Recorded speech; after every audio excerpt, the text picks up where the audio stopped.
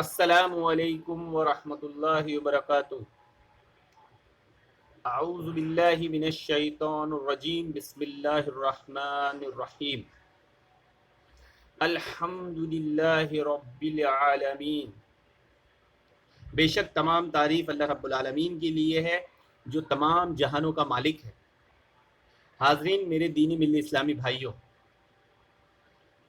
جیسا کہ آپ لوگ جانتے ہیں کہ میرا واٹس ایپ نیوز چینل اور یوٹیوب نیوز چینل پاک کی دنیا میں تہلکہ، جس پر گمراہ مقلدوں کے جھوٹ، مغالطے، دھوکوں کی ہوا نکالی جاتی ہے، پول کھولی جاتی ہے۔ تو آج ایک بار پھر ہم انجینئر مرزا علی کے مغالطے کی ہوا نکالنے آئے ہیں اور بتانے آئے ہیں کہ جو لوگ انجینئر مرزا علی کو علم والا سمجھتے ہیں وہ بہت بڑی غلطی پر ہے۔ اور علم دو طریقے ہوتا ہے، اچھا علم بھی ہوتا ہے، غلط علم بھی ہوتا ہے۔ تو ہماری جو مراد ہے علم والا وہ صحیح علم سے ہے، اور جو لوگ انہیں اچھا سمجھتے ہیں علم میں تو ان کی مراد اگر مغالطے والے علم سے ہے تو اپنی جگہ درست ہے۔ فیس بک پہ میں نے ایک آدمی کا کمنٹس پڑھا جو مرزا علی کے تعلق سے کہہ رہا تھا کہ مرزا علی جیسا اسکالر ہم خواب میں بھی نہیں سوچ سکتے۔ تو ایسے شخص کو بتانا چاہوں گا کہ بھائی آپ یہ صرف خواب میں ہی سوچ سکتے ہو، جب آپ کا خواب ٹوٹے گا، آپ کی نیند بیدار ہوگی تو آپ کو حقیقت کچھ اور ہی پتہ لگے گی کہ یہ صرف خوابوں میں بہت بڑے اسکالر ہے، حقیقت میں نہیں۔ تو یہ ہے مغالطہ دینے کے علم میں ماہر۔ اب بعض حضرات میری اس بات سے متفق نہیں ہوں گے، کیوں؟ کیونکہ اکثر معاشرے سماج میں جو چیز کی کمی پائی جاتی ہے وہ ہے اصولی علم کی۔ علم تو لوگوں کو بہت ہے لیکن اصولی علم نہیں ہوتا ہے، اس وجہ سے وہ فیصلہ نہیں کر پاتے کہ کون صحیح بول رہا ہے کون غلط بول رہا ہے۔ بھائی سیدھی سی بات ہے، مارکیٹ میں کپڑے لینے جاؤ گے، مارکیٹ میں پرچیزنگ کرنے جاؤ گے، شاپنگ کرنے جاؤ گے، لڑکی دیکھنے جاؤ گے، نکاح کرنے جاؤ گے، تو اگر اس کے اصول نہیں معلوم ہیں کہ کون سی چیز صحیح ہے اور کون سی غلط، اس کو کیسے چیک کیا جاتا ہے، کیسے معلوم کیا جاتا ہے، تو شاپنگ غلط کر لو گے، نکاح غلط لڑکی سے کر لو گے۔ تو ہم نے بھی معاشرے میں ان لوگوں کی جو علم کم اور عقل زیادہ رکھتے ہیں اور پھر افکار کے دریا بہاتے ہیں اور انجینئر مرزا علی مغالطے باز جیسے کی باتوں پر یقین کر لیتے ہیں، انہیں اصول کا علم نہیں ہوتا۔ تو ہم نے سوچا ایسے ہمارے بھائیوں کی اصلاح کرنے کے لیے کیوں نہ ہم سب سے پہلے ان کو اصول سکھائیں۔ آئیے ہم سب سے پہلے گفتگو کا آغاز کرتے ہیں اصولی بات پر، پھر اس کے بعد مرزا علی کا مغالطہ آپ کو دکھاتے ہیں۔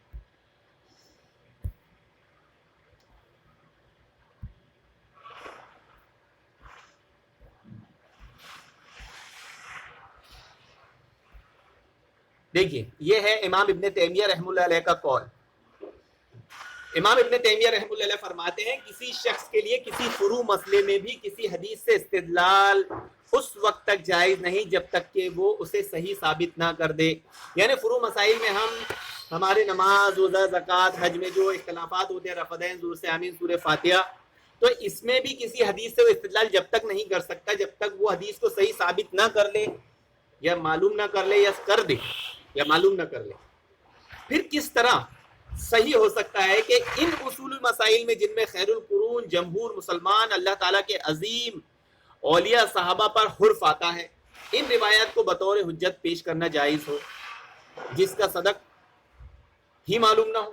یعنی فروع مسائل میں جب ہم صحیح حدیث کے بنا کوئی مسئلہ نہیں لیتے تو اصولی مسائل میں خیر القرون کے زمانے کے لوگوں کے تعلق سے جب ان کی ذات پر حرف آتا ہے وہاں ہم بطور حجت روایت کیوں پیش کر لیتے ہیں جب تک یہ معلوم نہیں کر لیتے کہ وہ صحیح ہے۔ جیسے کہ مشہور معاملہ ہے کہ یزید کے تعلق سے، امیر المومنین یزید رحمۃ اللہ علیہ کے تعلق سے لوگ اس اصول کو بھول جاتے ہیں، بس جو یزید کی مذمت میں روایت آ جائے اسے لے لیتے ہیں۔ تو یہاں پر بھی یہ اصول لازم ہے، جیسے فروع مسائل میں صحیح حدیث لیں گے یہاں پر بھی وہی اصول ہونا چاہیے۔ اور یہ صرف ابن تیمیہ رحمہ اللہ علیہ نے نہیں فرمایا بلکہ ایک اور امام ہے ابن العربی۔ ابن العربی نام کے دو امام گزرے ہیں، ایک امام ابن العربی جن کا میں ابھی اصول پڑھ رہا ہوں، قاضی ابو بکر ابن العربی المالکی، جو 543 ہجری میں وفات پائے، اور ایک ابن العربی ہے جو گمراہ ہے، جس کے باطل عقیدے رافضی، شیعہ اور بریلوی اپناتے ہیں۔ وہ ابن العربی گمراہ ہے، یہ ابن العربی اہل سنت کے امام ہے۔ یہ کیا کہتے ہیں؟ جب تم اپنے خلاف، بڑا کر کے میں آپ کو دکھاتا ہوں کہ جب تم اپنے خلاف ایک درہم تک کا دعویٰ اس وقت تک صحیح تسلیم نہیں کرتے جب تک کہ مدعی عادل تہمتوں سے پاک اور خواہشات نفسیانی سے محفوظ نہ ہو. تو پھر تم اسلاف یعنی سلف کے احوال اور صحابہ اکرام کے مابین ہونے والے واقعات کے مطلق ان لوگوں سے روایتیں کیسے لے لیتے ہیں؟ ان روایتوں کو کیسے لے لیتے ہو؟ یعنی کہ اگر کوئی آدمی یہ کہہ دے کہ بھائی میرا تم پر 100 روپے 1000 روپے 500 روپے 5000 روپے 10,000 روپے باقی ہے، تو ہم جب تک وہ بات صحیح ثابت نہ ہو جائے کسی کے دعوے کو قبول نہیں کرتے ہیں، وہ عادل نہ ہو جائے، بولنے والا سچ ثابت نہ ہو جائے. لیکن اسلاف ہمارے صحابہ اکرام خیر القرون کے زمانے کے صحابہ کے بیٹے، ان کے تعلق سے جو باتیں آتی ہے اسے بنا تحقیق کے لے لیتے ہیں. تو یہ اصول یاد رکھیں کہ جب فروع مسئلہ ہو یا اصولی مسئلہ ہو، اس میں جو بھی بات آئے گی جب تک وہ صحیح ثابت نہیں ہوگی ہم نہیں لیں گے. اب آئیے دکھاتے ہیں آپ کو انجینئر مرزا علی کا دھوکہ، انجینئر مرزا علی کا مغالطہ، انجینئر مرزا علی کی چالاکی. بہت غور اور توجہ سے سماعت فرمائیے گا. اچھا علی بھائی، واقعہ کربلا پر مستند کتاب کو بتائیں، یہ بہت لوگوں نے سوال کیا. ہاں جی، واقعہ کربلا میں نے شیخ زبیر صاحب سے بھی کہا تھا، انہوں نے مجھے بتایا کہ تاریخ دمشق جو ہے سب سے بڑی تاریخی کتابوں میں سے ہے، ابن عساکر کی. اس میں کافی روایتیں ہیں، لیکن وہ کہتے ہیں ابن عساکر 6 صدی ہجری کے ہیں. اچھا، یہ تقریباً کوئی 570 ہجری کے قریب فوت ہوئے ہیں. اچھا، ابن عساکر. تاریخ دمشق بھی اسے کہا جاتا ہے. یہ دمشق نہیں ہے، دمشق. مولویوں سے میں کہہ رہا ہوں، وہ غلطیاں کر دینا، پتہ ہے مجھے سارا کچھ. اللہ شکر ہے، الحمدللہ. دیکھا آپ نے انجینئر مرزا علی کا علمی معیار اور انجینئر مرزا علی کا بڑبولا پن، دمشق، اور اس پر وہ اپنی پیٹھ ٹھوک رہے ہیں خود ہی کہ اس میں علماء اکرام غلطی کرتے ہیں اور انہیں سب معلوم ہے. یعنی ٹیلنٹ اپنا بتا رہے ہیں، عوام کو دھوکہ دے رہے ہیں. لیکن جو لوگ ان کو فالو کرتے ہیں اور علم والا سمجھتے ہیں، میں ان لوگوں سے مخاطب ہوں اور دوسرے حضرات سے بھی جو اس ویڈیو کو دیکھے ہیں، کبھی ان کے ذہن میں سوال نہیں گیا، لیکن خاص طور سے جو ان کے پیچھے چلنے والے لوگ ہیں، میں ان سے پوچھنا چاہتا ہوں کہ جب سائل نے ان سے سوال کیا، آپ غور کریں ذرا اس کا مغالطہ دھوکہ. یہاں تو بڑا ٹیلنٹ بتا رہا تھا کہ میں بڑا دیکھو کیسا دمشق صحیح ہے یا دمشق صحیح ہے یا دمشق صحیح ہے، میرے کو سب پتا ہے نا.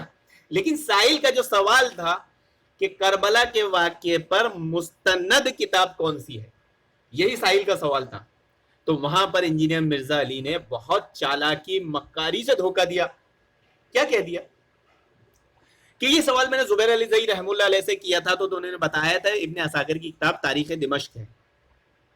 بھائی سائل نے یہ سوال تو کیا ہی نہیں تھا کہ زبیر علی زئی کیا بولتے ہیں. سائل نے تو یہ سمجھ کے کیا تھا آپ کیا بولتے ہیں، لوگ آپ کو بہت بڑا اسکالر سمجھتے ہیں. تو انہوں نے زبیر علی زئی کا نام کیوں لیا؟ اس میں بھی دھوکہ اور مغالطہ دینا مقصد تھا. پہلی چیز تو زبیر علی زئی سے انہوں نے پوچھے ہوں گے اور انہوں نے ایسا جواب دیا ہوگا میں نہیں مانتا اس بات کو کہ یہ آدمی جب امیر المومنین یزید کے تعلق سے اور دوسری بڑے بڑے اماموں کے تعلق سے دھوکے اور مغالطے دے سکتا ہے، تو یہ زبیر علی زئی کا نام لے کر کیوں مغالطہ دھوکہ نہیں دے سکتا؟ لیکن اگر یہ بات صحیح بھی ہو کہ زبیر علی زئی نے ایسا کہا ہے، تو یہ بات تو بہت مشہور ہے کہ زبیر علی زئی امیر المومنین یزید رحمۃ اللہ سے دشمنی کے سبب ایسا بول بھی سکتے ہیں. لیکن میں پہلی بات کو غالب گمان رکھوں گا، غالب گمان کہ زبیر علی زئی ایسا نہیں کہہ سکتے. انہوں نے پوچھا نہیں ہوگا، زبیر علی زئی نام کا لے کر انہوں نے دھوس جمائی. کیوں؟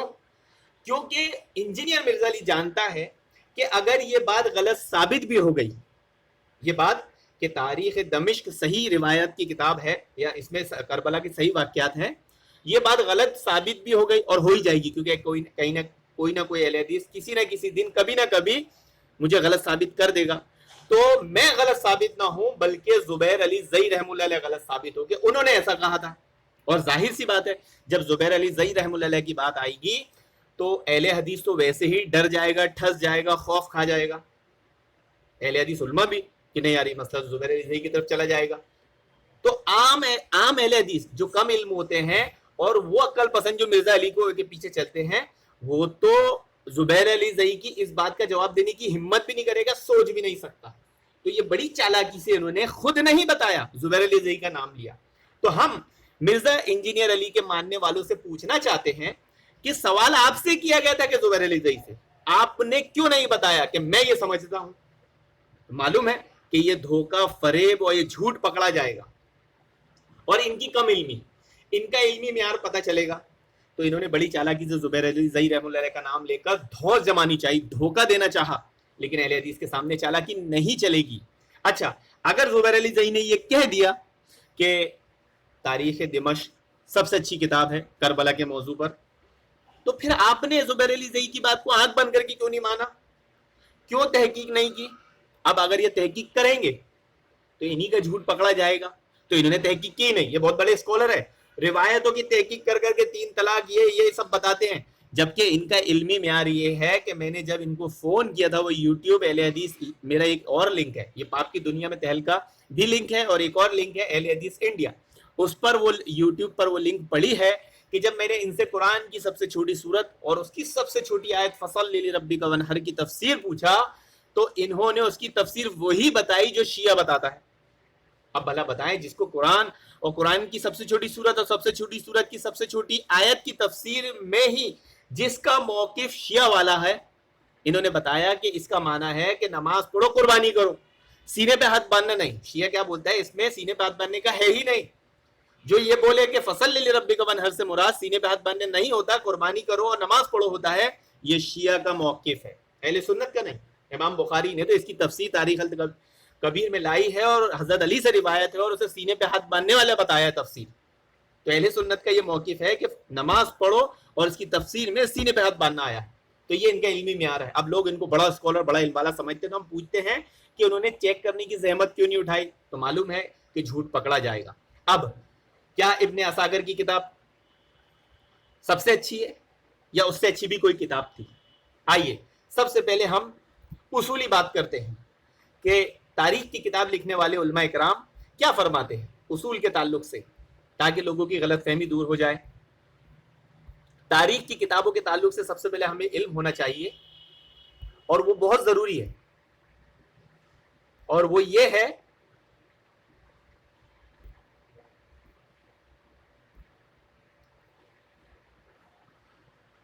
देखिए इमाम इब्ने तबरी क्या कहते हैं। इमाम इब्ने तबरी रहमुल्लाह फरमाते हैं कि हमारी इस किताब, ये तारीख की किताबों के बारे में आइम्मा इकराम के अक़वाल हैं कि हमारी इस किताब में जो बाज़ ऐसी रिवायात हैं जिन्हें हमने पिछले लोगों से नकल किया है, जिनमें हमारी किताब पढ़ने वाले या सुनने वाले इस बिना पर नकारत व शनाअत महसूस करेंगे कि इनमें सेहत की कोई वजह और माना में कोई हकीकत नजर ना आए, तो उन्हें मालूम होना चाहिए कि इनका इंदराज हमने खुद अपनी तरफ से नहीं किया है, बल्कि मुंबा व नाकिल है, मुतबा व नाकिल है, जिन्होंने वो रिवायत हमें बयान की है, हमने महज वो रिवायत इसी तरह बयान कर दी जिस तरह हमने सुनी। यानी इमाम तबरी फरमा रहे हैं कि तारीख की किताबों में जो रिवायत नकल की गई है उसमें सहज सनद का कोई ख्याल नहीं रखा गया है कि वो इब्ने असागर में आ गई या तारीख तिबरी में आ गई और वो तारीखी रिवायत है तो सही होगी, नहीं, इसमें सहज सनद का कोई ख्याल नहीं है। तो कोई आदमी बोल सकता है झूठी रिवायत क्यों आई, तो आ सकती है क्योंकि उन्होंने जो जिससे सुना वो नकल कर दिया। अब लेने वालों की जिम्मेदारी है, जैसे कि मैंने शुरू में उसूल बताए थे अपने तैमिया इब्नुल अरबी का, कि हम फुरू में जब बिना सही हदीस जाने अमल नहीं करते, तो उसूली बात में असलाफ हमारे खैरुल कुरून के ज़माने के लोगों के ताल्लुक से जब कोई बात आती है, उन पर हुर्फ आता है, तो हम क्यों बिना तहकीक के बात ले लेते हैं। तो मालूम हुआ, जैसा कि मिर्ज़ा अली ने खुद कहा कि इन किताबों में तारीखी रिवायात में जो रिवायात हैं वो तहकीक शुदा नहीं है, सही भी है, गलत भी है। अब इन्होंने क्यों कह दिया कि भाई इब्ने असागर की तारीख दिमश्क बहुत अच्छी किताब है, और जबकि इसमें सही भी और गलत भी है। तो एक आम आदमी जो इंजीनियर मिर्ज़ा अली के पीछे चलते हैं, जिनको उसूली इल्म नहीं होता, वो कैसे तय करेगा सही है गलत है? वो तो गुमराह होगा ना। तो इंजीनियर मिर्ज़ा अली को चाहिए था कि ऐसी किताब का नाम बताते, ऐसी किताब का नाम बताते कि जिस पर कोई बहुत बड़े उसूल हदीस के मुहद्दिस का नाम होता, हदीस का कोई मुहद्दिस होता जो उसूल हदीस जानता हो, मुहद्दिस हो, इसकी किताब का नाम बताते ताकि अवामुन नास पढ़ने वाली धोखा ना खाए, उन्हें सही इल्म मिल जाए। तो ऐसी किताब है, ऐसी किताब है, लेकिन इन्होंने नहीं बताया और ज़ुबैर अली का नाम लेकर धोखा दिया और आगे भी धोखा दे रहे हैं। देखिए क्या धोखा देंगे, फिर मैं आपको उस किताब के बारे में बताऊंगा और उस पर गुफ्तगू करूंगा। तारीख दिमश्क, तो ये इब्ने असाकर भी इसे कहते हैं, और उसके अंदर मौजूद है इस तरीके तारीखुल खुलफा में भी, लेकिन अब उनकी सनदें परखने की जरूरत है। इब्ने जौजी की जो किताब है ना यजीद के रद पे, المتوفا 597 ہجری, انہی کے زمانے کے ہیں تقریباً, ابن جوزی, محدث ابن جوزی. اچھا آپ نے ان کا نام لیا, میں آپ کو بتا دوں میری ڈاکٹر سید طالب الرحمان شاہ صاحب جو ان کے بہت بڑے مناظر ہیں اہل حدیثوں کے, ان سے بات ہوئی تھی ایک دفعہ, کافی پرانی بات ہے یزید کے مسئلے میں. انہوں نے کہا جی ہمارا تو موقف وہی ہے, آپ کو پتہ ہی ہے وہ تو اس کے یعنی نہیں نہ قائل. کیا کہا انہوں نے کہا جی بات یہ ہے کہ اگر یہ ابن جوزی ہیں تو وہ بھی متفرد ہی ہیں نا, کہتا باقی تو سارے جو اس کو نہیں. ٹھیک ہے, تو ابن جوزی نے جو کچھ باتیں لکھی ہیں حضرت معاویہ کے بارے میں بھی اس کتاب میں اور یزید کے بارے میں بھی, اس کے بعد ان کو رافضی کیوں نہیں کہتے ہیں؟ ابن تیمیہ اس کتاب کا ذکر کر رہے ہیں اور تعریف کر رہے ہیں, ابن کثیر تعریف کر رہے ہیں ذکر, کیونکہ اس وقت سعودی عرب کی طرف سے ریال نہیں آتے تھے, اور یہ لوگ اب ابن جوزی کے خلاف ہو گئے. اور یہ جو کفایت اللہ سنابری کہتا ہے محدثین کی گستاخی کرتا ہے, اس نے اتنی غلیظ زبان ابن جوزی کے بارے میں استعمال کی ہے اپنی کتاب کے اندر. ٹھیک ہے, ان کو پھر کوئی خیال نہیں آتا, یہ اتنی 2 نمبر ان کی پالیسی. دیکھیے اس میں آپ نے سنا انجینئر مرزا علی نے ابن الجوزی کا نام لیا کربلا کے واقعے کے تعلق سے, تو جو لوگ انجینئر مرزا علی کو بہت علم والا سمجھتے ہیں وہ اس پوائنٹ کو دھیان رکھے.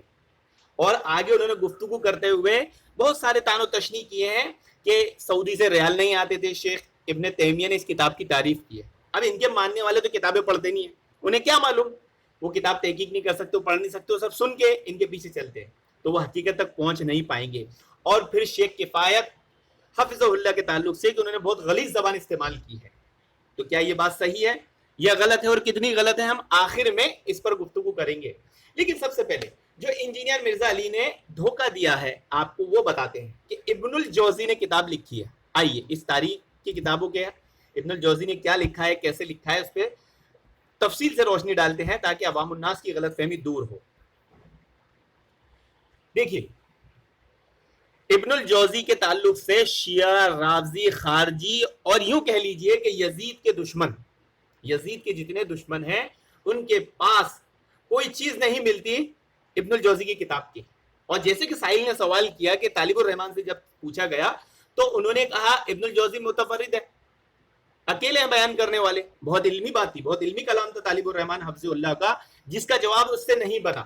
مرزا علی سے جس کا جواب نہیں بنا تو ان نے تانا مارا کہ اس کی کتاب کی تعریف تو انہوں نے کی ہے, ابن تیمیہ نے, ہے نا, کتاب کی تعریف کیا کی ہے, ابن تیمیہ نے کی. اب یہ حقیقت کھلے گی.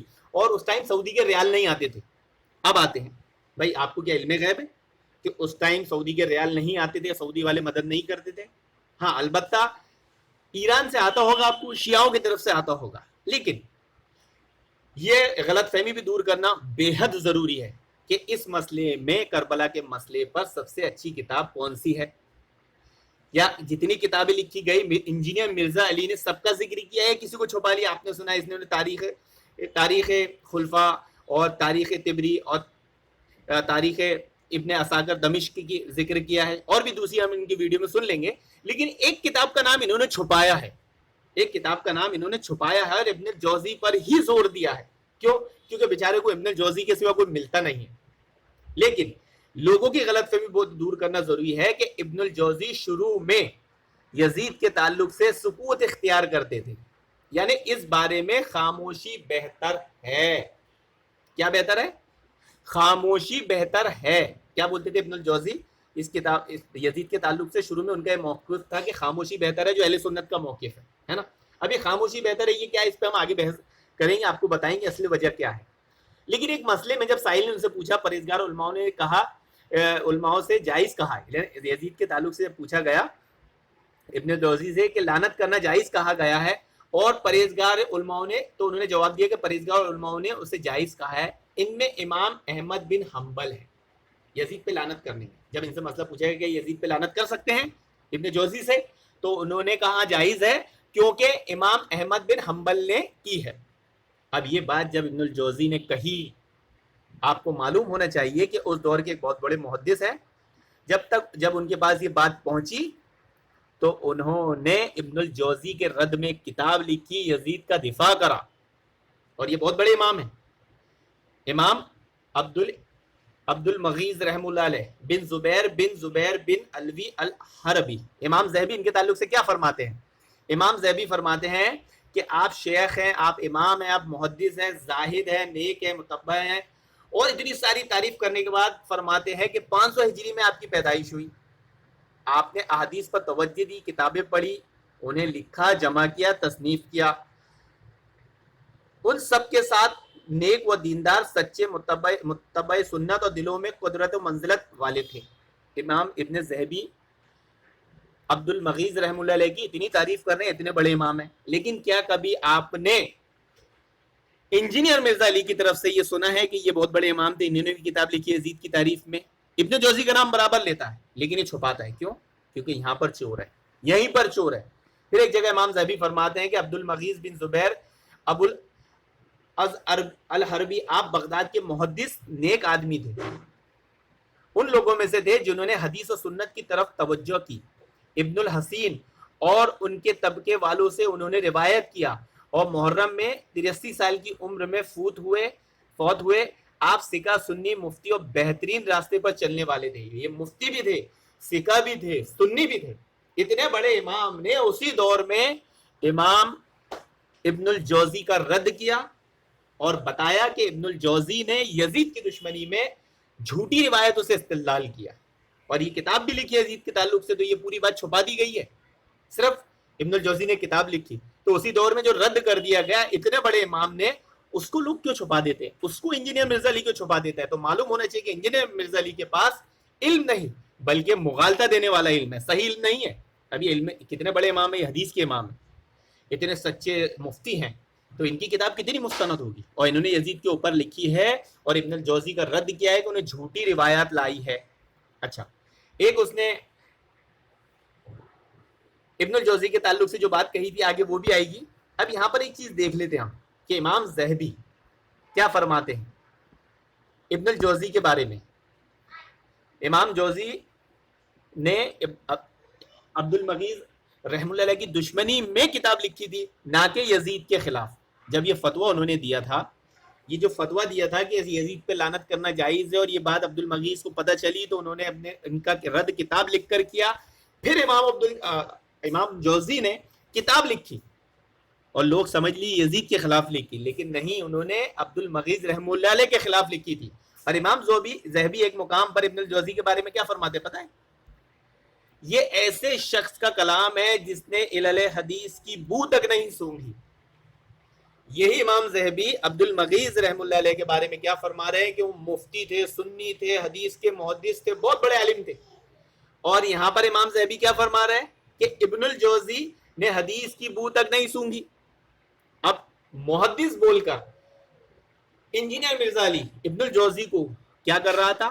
دھوکہ دینا چاہ رہا تھا, حقیقت چھپا رہا تھا کہ ایسا بھی کوئی امام گزرا ہے نہیں, بلکہ یہ بتانا چاہ رہا تھا کہ امام ابن الجوزی سب سے بڑے امام ہیں. کیوں؟ کیونکہ بیچارے کو یزید کو غلط ثابت کرنے کے لیے امام ابن الجوزی کے سوا شیعہ رافضی خارجیوں کے پاس ہے کیا؟ اچھا, اس نے ایک چیز کیا کہی ہے کہ پھر تم ابن الجوزی کو رافضی کیوں نہیں کہتے, شیعہ کیوں نہیں کہتے, ہے نا. دیکھیں, سب سے پہلی چیز ہم آپ کو ایک اور بتانا چاہتے ہیں کہ یہ بات ہم نہیں, بہت پہلے امام ابن تیمیہ کہہ چکے ہیں. انہوں نے کیا کہا تھا کہ اس کتاب کی تعریف ابن تیمیہ نے کی ہے, یہ تو بول کے دھوکہ دیا تھا. لیکن جو موقف ابن الجوزی کا تھا یزید کے تعلق سے, اس موقف کو امام ابن تیمیہ نے کیا کہا پتہ ہے آپ کو؟ آئیے سناتے ہیں, پڑھاتے ہیں, ہر کمزور دل والے کا دل لرز جائے گا. کیا کہا امام تیمیہ نے ایسے لوگوں کے بارے میں جو موقف امام ابن الجوزی کا تھا؟ یہ دیکھیے, امام ابن تیمیہ نے کیا فرمایا ہے. مجموع الفتاوی میں کیا فرماتے ہیں امام ابن تیمیہ کہ یزید بن معاویہ کے سلسلے میں لوگوں کی 3 جماعتیں ہیں. یزید کے تعلق سے امت مسلمہ میں 3 جماعتیں پائی جاتی ہے. افراد و تفرید کی, ایک افراد و تفرید کی شکار ہے, ایک افراد کی و دوسری تفرید کی شکار ہے, اور ایک راہ اعتدال پر ہے. 3.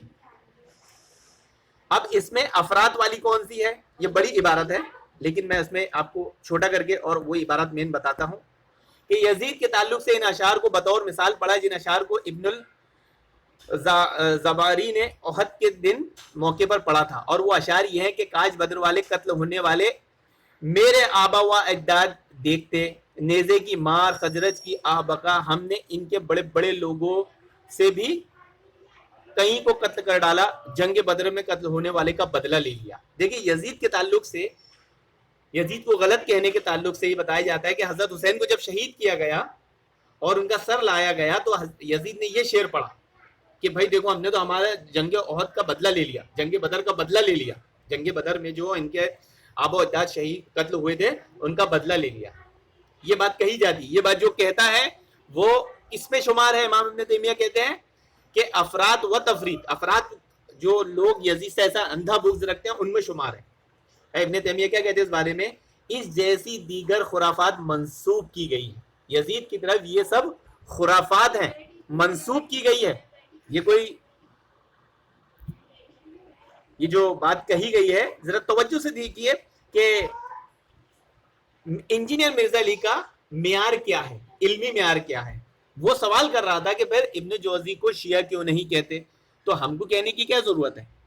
इस मसले में जो उनका मौकिफ है वो शिया रावजियों वाला है, ये तो इब्न तैमिया ने बहुत पहले कह दिए। ये आपको इबारत पढ़ाया था कि जो यजीद के ताल्लुक से ऐसे अशार कहता है उसका मौकिफ अफराद वाला है, वो दुश्मनी रखता है, और ये फजूल बात है, गप है ना। अब आपको ये भी बताते हैं कि इब्नुल जौजी ने यजीद के ताल्लुक से कौन कौन सी रिवायतें नकल की हैं, ताकि आपको यकीन हो जाए कि इब्नुल जौजी का क्या मौकिफ था और रियाल किसको आ रहा है और कौन मुगालता दे रहा है, कौन धोखा दे रहा है, अभी पता चल जाएगा।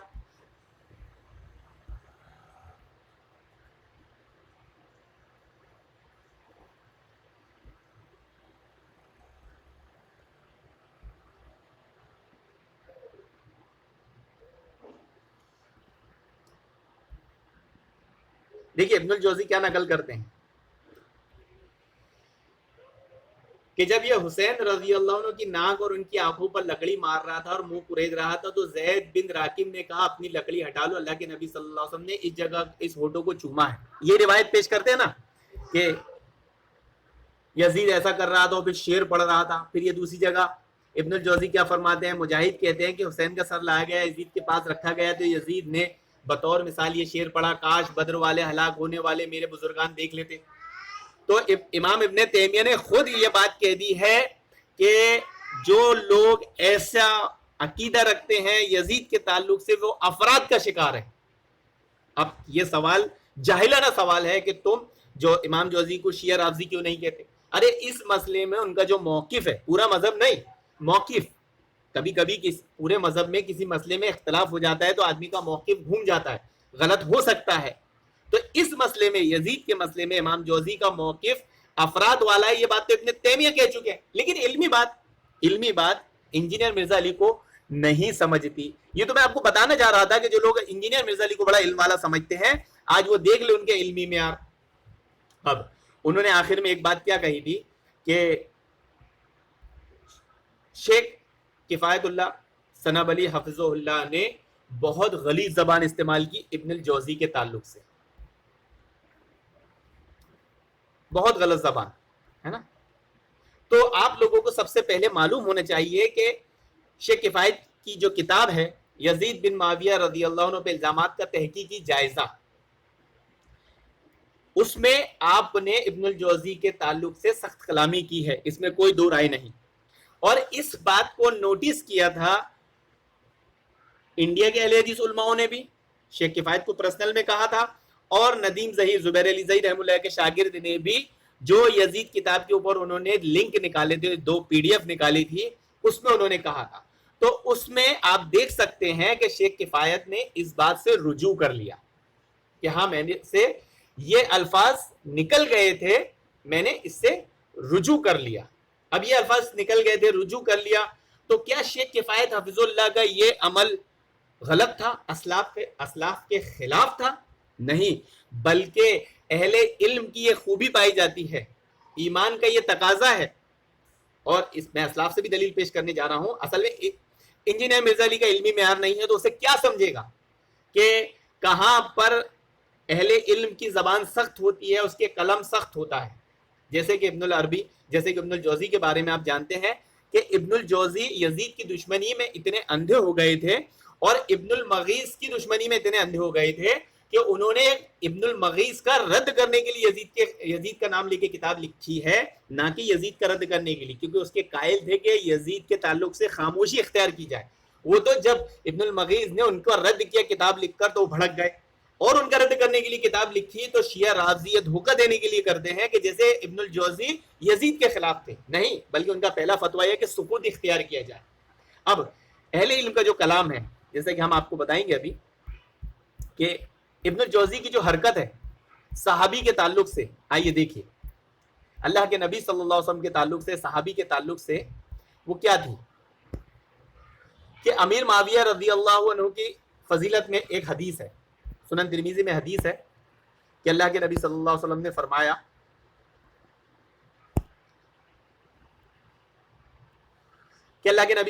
نے فرمایا معاویہ کو ہدایت دے اور ہدایت یافتہ بنا دے اور ان کے ذریعے لوگوں کو ہدایت دے.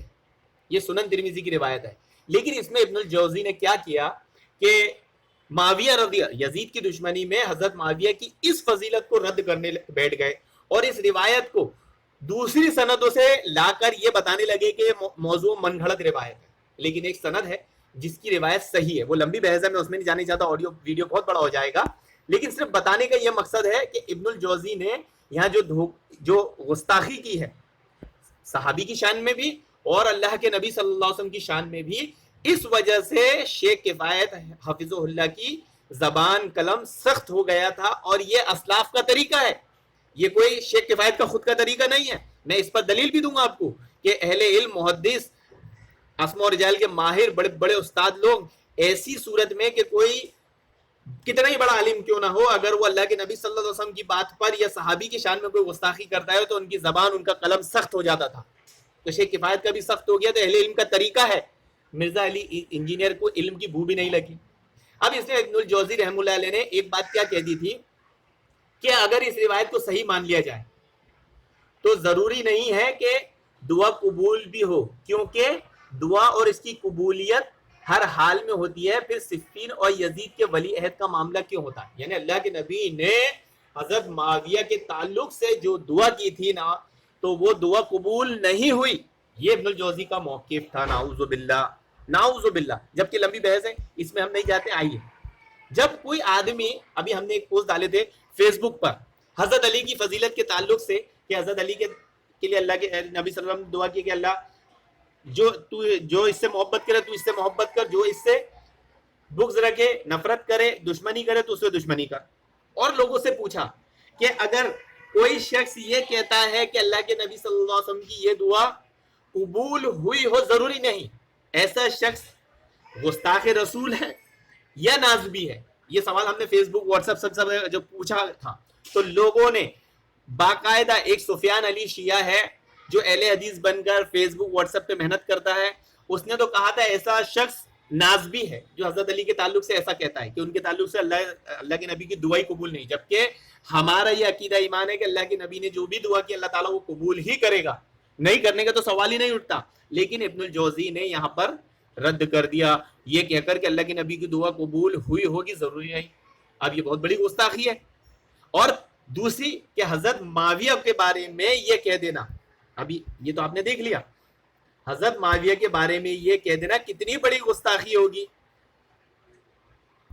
جسے سن کر جو اہل علم ہے، جو ایمان والا ہے، جو اہل سنت ہے، وہ یقیناً سخت کلامی کر سکتا ہے، اس کی زبان، اس کا قلم سخت ہو سکتا ہے. یہ اسلاف کی سنت ہے. دیکھیے کیا کہتے ہیں ابن الجوزی.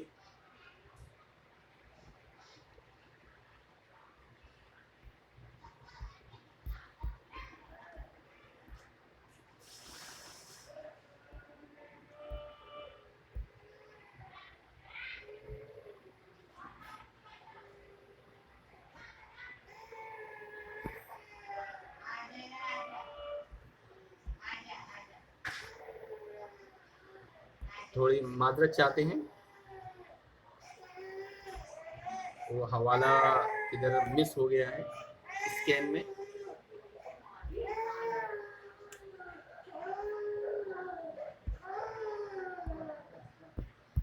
کہ ابن الجوزی نے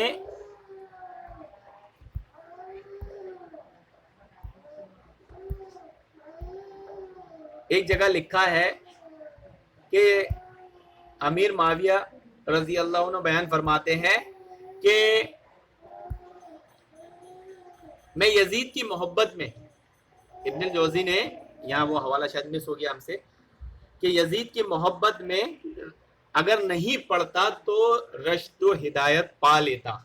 یعنی ابن جوزی یہ بتانا چاہ رہے ہیں کہ امیر معاویہ رضی اللہ عنہ ہدایت پر نہیں تھے. نعوذ باللہ. جو اللہ کے نبی صلی اللہ علیہ وسلم کی اس پیشن گوئی کا انکار کرے کہ اللہ کے نبی صلی اللہ علیہ وسلم پیشن گوئی کر رہے ہیں کہ اللہ تعالیٰ ہدایت کا ذریعہ بنائے، ہدایت دے، ہدایت یافتہ کرے، اور یہ دعا قبول ہی نہیں ہو رہی ہے، اور حضرت معاویہ رشد و ہدایت کو پا نہیں رہے ہیں بلکہ یزید کی محبت میں گمراہ ہو جا رہے ہیں. تو ابن الجوزی دو جگہ اتنی بڑی گستاخی کر رہے ہیں، اللہ کے نبی کی دعا کو رد کر رہے ہیں اور حضرت معاویہ کاتب وحی کی شان میں گستاخی کر رہے ہیں.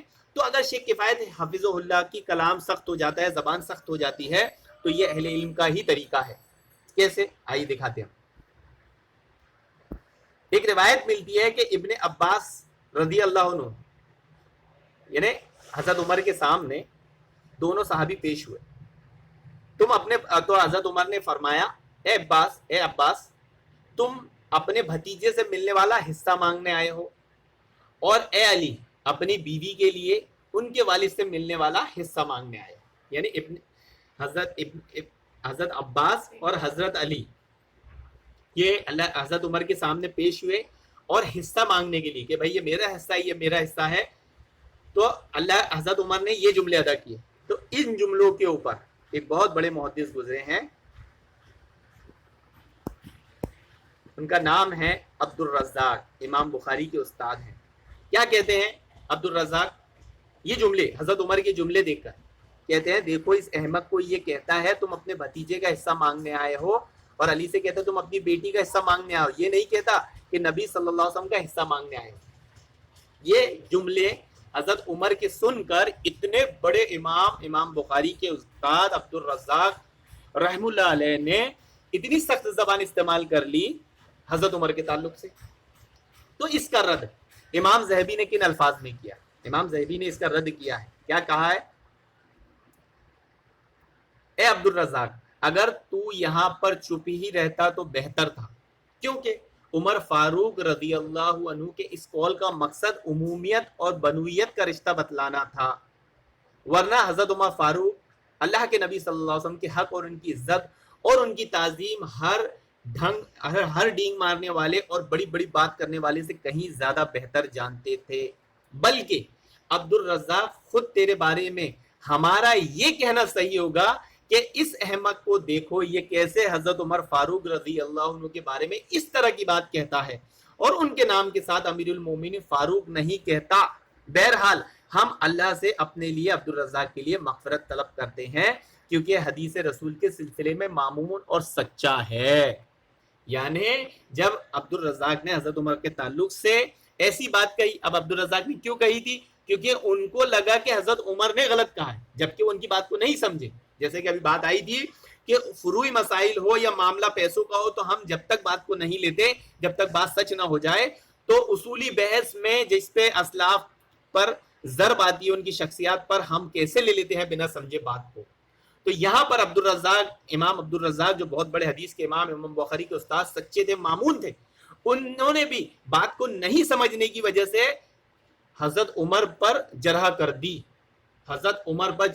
یہ میں بتانے کا مقصد ہے کہ اہل سنت کا یہ طریقہ ہے، یہ اسلاف کا طریقہ ہے کہ اگر وہ کوئی چیز ایسی دیکھتے ہیں کہ اللہ کے نبی کی شان میں یا صحابی کی شان میں گستاخی ہو رہی ہو تو وہ جرح کر دیتے ہیں. جیسی شیخ کفایت نے سخت زبان استعمال کر لی، سخت قلم استعمال کر لیا، تو یہ کوئی ان کا خود کا طریقہ نہیں تھا.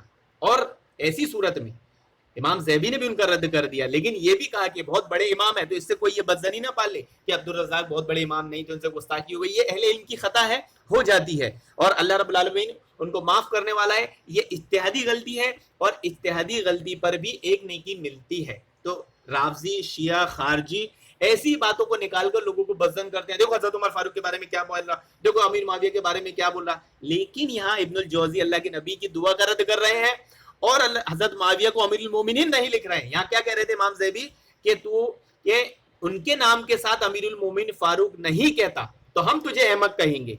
तो यहाँ अपने इमाम ज़ैबी खुद इतने बड़े इमाम को अहमक कह रहे हैं।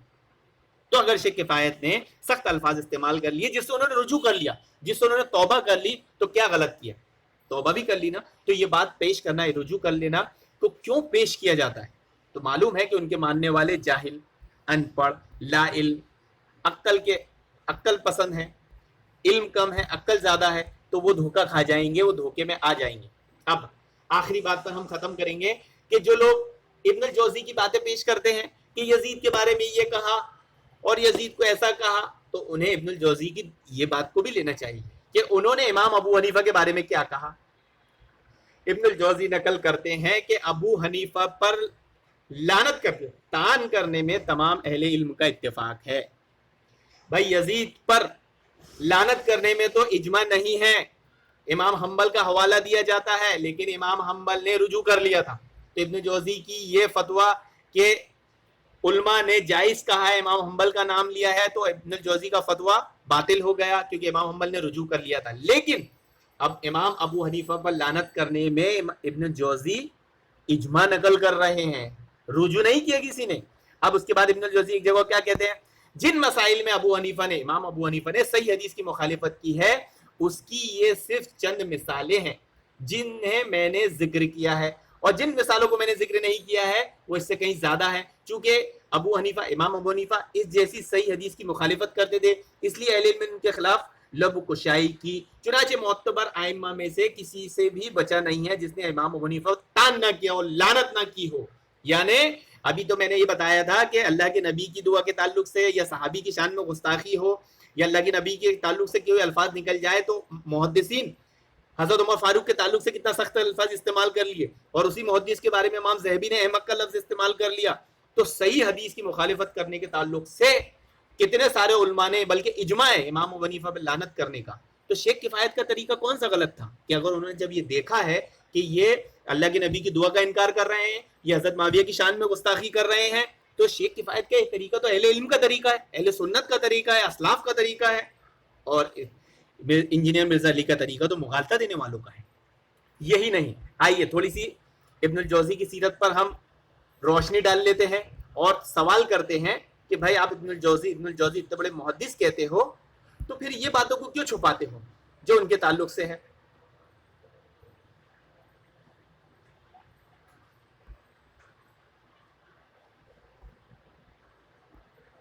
और वो बात कोई और नहीं, उनका बेटा नकल करता है, उनका पोता। देखिए ये चीज को नकल करने वाले भी इमाम ज़हबी ही है कि इब्नुल जौजी के पोते ने अबू मुज़फ़्फ़र ने कहा कि मैंने अपने दादा इब्नुल जौजी को मिंबर पर कहते हुए सुना, मैंने अपनी इस उंगली से 2000 किताबें लिखी और मेरे एक हाथ पर 1000 लोगों ने तौबा की और मेरे हाथ पर 20,000 लोगों ने इस्लाम कबूल किया। आप हर हफ्ते में कुरान खत्म करते थे, अपने घर से सिर्फ जुमा के दिन ही निकलते थे या मजलिस के लिए निकलते थे। मैं इमाम ज़हबी कहता हूँ फिर बाजमात नमाजें क्या हुई। ये बात कौन कह रहा है? इब्नुल जौजी का पोता, कि आप मजलिस के लिए निकलते थे। मजलिस से किसकी होती है? खैर मजलिस तो मुसलमानों की भी होती है, लेकिन मजलिस जब आता है तो उम्मीद यही बात है शिया का। लेकिन हम ये नहीं कहेंगे, ये तो गप है, ये बात झूठ है। बल्कि क्या कह रहे हैं इमाम ज़हबी कि आप सिर्फ जुमा के दिन नमाज पढ़ने घर से निकलते थे, बाकी नमाजों के लिए नहीं निकलते थे। तो इमाम ज़हबी सवाल कर रहे हैं कि इमाम जौजी तुम्हारी बाकी नमाजों का क्या हुआ, जबकि नमाज 5 टाइम की फर्ज है और मर्दों पर बाजमात मस्जिद में नमाज पढ़ना फर्ज है। बाजमात नमाज पढ़ना, मस्जिद मतलब कहीं पर भी हो लेकिन बाजमात हो, फर्ज है। और इमाम जौजी तो सब जुमा के दिन पढ़ने निकल रहे हैं, बाकी 5 दिन वो बाजमात का एहतमाम नहीं करते थे। तो ये कितनी बड़ी बात है अगर ये किसी मुसलमान के खिलाफ लग जाए, और वो भी इतना बड़ा मुहद्दिस, इतना बड़ा इमाम, तो आप क्या कहेंगे कि भाई ये बात गप है। बिल्कुल गप है, इमाम जौजी की तरफ ये बात झूठ है। ठीक वैसे ही जैसे इमाम जौजी ने यजीद की तरफ बातें झूठ गढ़ दी और हजरत माविया की तरफ बात झूठ गढ़ दी। तो बताने का ये मकसद था मोहतरम सामईन इकराम कि अल्लाह रब्बुल आलमीन हमें हिदायत दे, नेक तौफीक दे बातों को समझने की, اس پر عمل کرنے کی, اس کے مطابق زندگی گزارنے کی, اور انجینئر مرزا علی جیسے دھوکے باز, کذاب, مغالطے بازوں کے شر فتنوں سے محفوظ رہنے کی. آمین یا رب العالمین. آپ کو ہمارا یہ ویڈیو پسند آیا ہو تو آپ ہمارے چینل پاک کی دنیا میں تہلکہ یوٹیوب کو سبسکرائب کریں, خود بھی جوائن ہو, دوسروں کو بھی جوائن کریں, اور اگر یہ پسند آ رہا ہو تو ہماری حوصلہ افزائی کے لیے, اور اگر کوئی کمی یا غلطی رہ گئی ہو تو ہماری اصلاح کریں. اللہ رب العالمین سے دعا ہے کہ اللہ رب العالمین ہمارے علم کو ہمارے لیے وبال نہ بنائے, ہمارے علم کو ہمارے لیے وبال نہ بنائے, اور ہمیں اپنے پاس سے نیک عمل کرنے کی توفیق عطا فرمائے. آمین یا